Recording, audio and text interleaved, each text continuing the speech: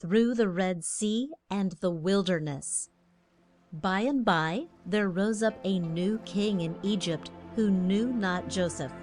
He was called Pharaoh, as this was the name by which all the kings of Egypt were known. And he said there were more Hebrews or Jews in the land than there ought to be. And if war should break out, and these Jews should take sides with the foes of Pharaoh and his race, they would be sure to win. So he set them hard tasks, and made them bear great loads, and did all he could to vex them, and still they grew in strength. God had said they were to be as the stars in the sky and as the sands of the sea, that no one could count. And the king of Egypt tried to stop this thing. And he made it a law that if a boy child was born to the Hebrews, it should be put to death at once, but a girl child might live. And this was the cause of great grief to the poor bond slaves who were forced to do the will of the great king. One day the princess went down to bathe in the stream that ran near her house, and her maids went with her. And as she stood on the shore of the Nile, she caught sight of a small boat built like an ark that was hid in the reeds, and sent her maids to fetch it out. When the princess looked in the ark, she saw the child, and the babe wept. And the princess tried to soothe it, but the child cried the more, for her voice was a strange one. And she said, "This is a Hebrew child." And one of her maids spoke up and said, "Shall I get thee a Hebrew nurse, that she may nurse the child for thee?" And the princess said, "Yes, go." And the maid brought her own and the babe's mother, to whom the princess said, "Take this child and nurse it for me, and I will pay thee for it." And the woman took the child and took care of it. And the child grew and was brought down to Pharaoh's house, and the princess made him her son, and gave him the name Moses, which means drawn out. One day, when Moses had grown to be a man, he went out to look at those of his own race, and to watch them at their tasks. And while he stood there, a man from Egypt struck one of the Jews. And when Moses looked to the right and to the left, and saw that no one was near, he slew the one from Egypt, and hid him in the sand. The next day, when he went out, he saw there was a fight between two Hebrews, and he said to the one who was in the wrong, "Why did you strike that man?" And he said, "Who made thee our judge? Dost thou want to kill me, as thou didst the one from Egypt?" And Moses was scared, for he thought no one knew of this deed. As soon as it came to the ears of the king, he sought to slay Moses. But Moses fled from him, and dwelt in the land of Midian, and found a wife there, and took care of the flocks of Jethro, his wife's father. One day, as he led his flock out in search of food, he came to Mount Horeb, and there he saw a flame of fire stream out of a bush, and the bush was not burnt in the least. As he drew near the bush, the Lord spoke to him out of the flame, and Moses hid his face, for he dared not look on God. The Lord said, "The cry of the children of Israel has come up to me, and I have seen how ill they have been used. And I will send thee to Pharaoh, that thou mayst bring them forth out of the land of Egypt." But Moses was loth to go. And the Lord said, "What is that in thine hand?" And Moses said, "A rod." And the Lord said, "Cast it on the ground." And he cast it on the ground, and it was changed to a snake, and Moses fled from it. Then the Lord said to Moses, "Put forth thine hand, and take it by the tail." And Moses did so, and it was a rod in his hand. And the Lord said, "Put now thy hand in on thy breast." And he put it in, and when he drew it out, it was white, and like a dead hand. And he put his hand in once more, and drew it out, and it was like the rest of his flesh. Then Moses said, "O my Lord, I am not fit to do this work, for I am slow of speech and a man of few words." And the Lord said to him, "I will be with thee, and teach thee what thou wilt say." Still Moses was loth to go, and the Lord was wroth with him, and said, "Take Aaron with thee, he can speak well, and thou shalt tell him what to say and do, and I will teach you, and with this rod in thy hand thou shalt do great things, as if thou wert God." So Moses took his wife and his sons, and put them on an ass, and went back to Egypt with the rod of God in his hand. And Moses and Aaron went in to the king, and begged him to let the Hebrews go out of the land.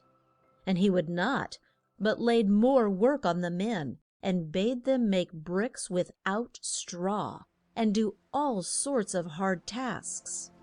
And the Lord sent plagues on the land, and the ponds dried up, and all the large streams were turned to blood, and the fish died, and the stench of them made the air scarce fit to breathe, and there was no water they could drink.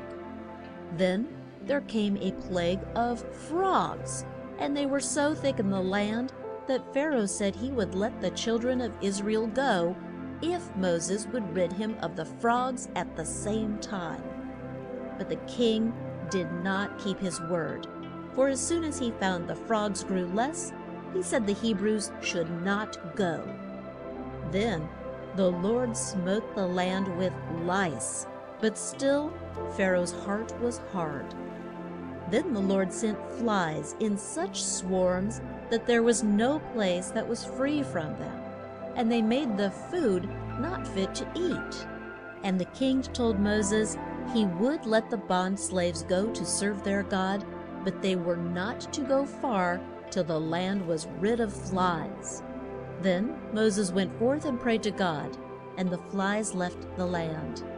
But still the king's heart was hard, and he would not let them go. Then the Lord sent worse plagues. The flocks and herds died. There were boils on man and beast. The crops did not come up, and rain, hail, and balls of fire came down from the sky. And still the heart of the king was as hard as stone. Then the Lord sent locusts that ate up all the hail had left, and there was not a green leaf on the trees, nor a blade of grass to be seen in the whole land. And the king bade Moses to set him free from this plague. And the Lord sent a strong west wind that blew the flies into the Red Sea. Yet Pharaoh would not let the Hebrews go. Then the Lord told Moses to stretch out his hand, and there came up a thick cloud that made the land so dark that the folks stayed in bed for 3 days. And Pharaoh said to Moses, "Get thee out of my sight, for if I see thy face, thou shalt die." And Moses said, "Thou hast well said, I will see thy face no more." And the Lord sent one more plague on Egypt. He smote the firstborn of men and of beasts, and a great cry was heard through the land. And then Pharaoh had to let the children of Israel go, for he could not keep up this strife with God. And Moses led the Hebrew children out of Egypt, and the Lord sent a cloud by day and a fire by night to show them the way. And when they were in camp by the Red Sea, they looked up and saw Pharaoh and his hosts, and were in great fear lest he should kill them. And they cried out to the Lord, and blamed Moses that he had brought them into such straits. As they came to the Red Sea, Moses raised his rod, and the sea rose like a wall on each side, and the children of Israel went on dry land through the midst of the sea.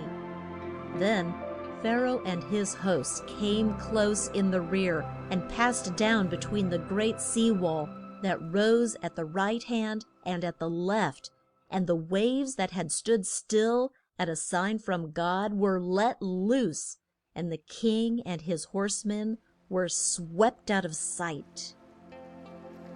When the children of Israel came out of the Red Sea, they were 3 days with naught to drink. And when they came to a stream called Marah, they found it bitter. And they said to Moses, "What shall we drink?" And Moses cried out to the Lord, and the Lord showed him a tree. And when he had cast a branch of it in the stream, it was made sweet at once. And they came to Elim, where there were 10 wells and 60 palm trees, and there they made their camp. It was not long ere there was a great cry for bread. And Moses pled with God, and when the sun went down that day, quails flew into the camp, and they had all the meat they cared to eat. At dawn of the next day, as soon as the dew was off the ground, there came a rain of what was at first thought to be hailstones. But Moses said it was food that God had sent them to eat, and they were to take all and no more than they would need for 1 day. For they were to trust in God that he would feed them each day. On the 6th day, they were to take what would last them for 2 days, for no food fell on the day of rest. This new food was called manna. As they went on, they came to Rephidim, but found no water to drink. And they found fault with Moses. And Moses cried out, "Lord, what shall I do to these who have a mind to stone me?" At this time they were near Mount Horeb, where God spoke to Moses out of a bush that was on fire, yet not burnt. And God told Moses to take his rod in his hand and go on till he came to a rock. And this rock he was to strike with his rod, and water would flow out of it. And Moses did as the Lord told him, and when he struck the rock, the water ran out. In the 3rd month from the time they left Egypt, the children of Israel came near Mount Sinai and went into camp. And Moses went up to the top of the mount, and the Lord spoke to him there. On the 3rd day, a thick cloud of smoke rose from Mount Sinai, and a loud noise that made those that heard it quake with fear. And Moses led his flock out of the camp, and they came and stood at the foot of the mount. And they said to Moses, "Speak thou with us, and we will hear, but let not God speak with us, lest we die." But Moses told them that God had not come to make them die, but to make them fear to do aught that did not please him. And God gave to Moses 2 blocks of stone, on which were the 10 laws that the children of Israel were to keep. Now while Moses was in the mount, face to face with God, those whom he had brought out of Egypt were in camp at the foot. And Moses stayed so long that they made up their minds he would not come back. So they said to Aaron, "Make us a god that we can bow down to." And Aaron bade them throw all the gold they had into the fire. And they did so, and it took the form of a calf. And when God saw this, he was not pleased, but bade Moses make haste down the mount. When Moses came down from the mount with the 2 flat stones in his hands, and drew near the camp, and saw what had been done, he was in a great rage. He cast the blocks of stone out of his hands, and broke them at the foot of the mount. Then he took the calf which they had made, and burnt it in the fire, till there was not left of it but a fine dust. And Moses begged God to blot out the sins of those whom he had led out of Egypt. And the Lord told Moses to hew out 2 blocks of stone, like the first, and bring them up with him to the top of Mount Sinai. This Moses did, and the Lord wrote on them the 10 laws that all were to keep if they would reach the land they sought. They were more than 80 years on the road, and in that time they met with plagues, and there was strife in their midst. Yet as they went, there was fire by night and the cloud by day, to show that the Lord was with them. When they came to Mount Hor, and were yet a long way from Canaan, Aaron died, and there was great grief at his loss. They were sick at heart and footsore, and spoke hard words of God and Moses. "There is no bread here for us," they said, "and no water, and we loathe this manna." And for this sin God sent snakes into their camp, and they bit the children of Israel so that a few of them died. Then they pled with Moses to rid them of the snakes and to make their peace with God. And Moses prayed for them, and God told him to make a snake like to those which bit his flock, and set it up on a pole. And all those who would look at this brass snake should be made well. And Moses did so. And this sign was meant to show forth Christ, who was to heal men of their sins and to be raised up on a cross. And Moses led his flock till they came to the plains of Moab. And Balak, the king of that land, thought they had come to fight with him. And he sent a man named Balaam out to curse them and drive them back. He told Balaam he would make him a rich man if he would do this thing. And as Balaam was fond of wealth, he said he would do the king's will. So he set forth on his ass, and had not gone far when he met an angel with a drawn sword in his hand. Balaam did not see him, but the ass did, and turned out of the road. But the angel went on and stood in a place where there was a wall on each side. When the ass came to the place, she went close to the wall and tried to get by. But she hurt Balaam's foot, and he struck her and made her go on. And the angel went on and stood in a place where there was no room to turn to the right hand or the left. Then the ass shook with fright and fell down on the ground, and Balaam struck her with the staff that he had in his hand. And the Lord made the ass speak like a man and say, "What have I done to thee, that thou hast struck me these 3 times? Balaam said, "To make thee move on. I would there was a sword in my hand, for I would kill thee." Then the ass said, "Am I not thine? And have I been wont to do so to thee?" And Balaam said, "No." Then the Lord made Balaam see the angel that stood in the way with a drawn sword in his hand, and Balaam bowed his face to the ground. Then the angel said, "Why hast thou struck thine ass these 3 times?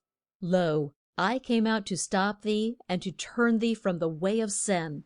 And the ass saw me, and turned from the path. And if she had not done so, I would have slain thee." Then he said to Balaam, "Go with the men the king has sent, but say only what I tell thee." So Balaam went with the men, and when Balak heard that he was come, he went out to meet him. The next day Balak took Balaam to a high place from whence he could look down on the camp of Israel and curse them. But the Lord would not let him curse them, but made him speak good things of them. This was done on 3 high mounts, and at last the king was wroth, and said to Balaam, "I sent for thee to curse my foes, and lo, these 3 times hast thou blessed them." And Balak bade him make haste and go back to his own home. And Balaam went off as poor as he came, for Balak gave him none of his gold. The Lord brought Moses and his flock to the banks of the Jordan, which they would have to cross to reach the land of Canaan. And while they were there, Moses went up to the top of Mount Nebo to talk with God. And God told him how large the land was that he would give to the children of Israel. And he said that Moses should look on it, but should not step foot in the land. And Moses died on Mount Nebo, and though an old man, was well and strong till the Lord took him. And no one knows in what part of the earth his grave was made.